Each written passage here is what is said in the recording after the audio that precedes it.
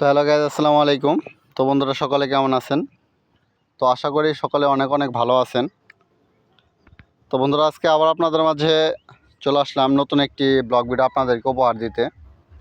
তো আমি কিন্তু চলে এসেছি গ্রামের। তো গ্রামের সৌন্দর্য উপভোগ করার জন্য। তো দেখতেই পাচ্ছেন এখানে কিন্তু শাপলা ফুলের যে গাছগুলো রয়েছে, এবং কি এই যে দেখতে পাচ্ছেন এখানে কিন্তু শাপলা ফুলের কলি রয়েছে। তো এই কলিগুলো কিন্তু কিছুদিন পরেই কিন্তু সম্পূর্ণ শাপলা ফুলে কিন্তু পরিণত হবে, এবং এখানে কিন্তু অনেকগুলো শাপলা ফুল ফুটবে। দেখতেই পাচ্ছেন চারদিকে কিন্তু অনেক শাপলা ফুলের কিন্তু গাছ রয়েছে, দেখতেই পাচ্ছেন।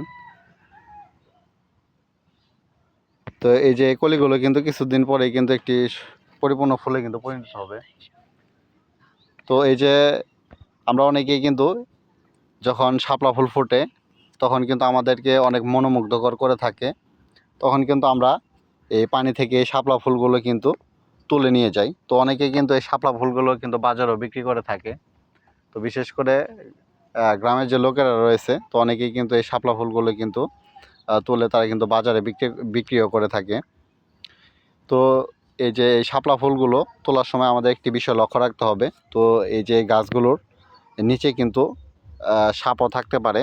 তো অনেক সতর্কতা সহিত অবলম্বন করে কিন্তু আমাদের এই শাপলা ফুলগুলো কিন্তু তোলা উচিত। কারণ হচ্ছে যে কোনো সময় কিন্তু সাপ কামড় দিতে পারে। তো এই জন্য কিন্তু অবশ্যই আমাদেরকে সতর্ক থাকতে হবে। আর শাপলা ফুল কিন্তু আমাদের অনেক অনেক ভালো লাগে, কারণ হচ্ছে আমাদের জাতীয় ফুল হচ্ছে শাপলা। এটা কিন্তু আপনারা সকলেই জানেন। তো বন্ধুরা, আজকে এই ব্লগটি যারা দেখছেন, তো এই ব্লগটি আপনাদের কাছে কেমন লেগেছে অবশ্যই কমেন্টের মাধ্যমে জানিয়ে দেবেন। তো সকলে ভালো থাকবেন। আসসালামু আলাইকুম।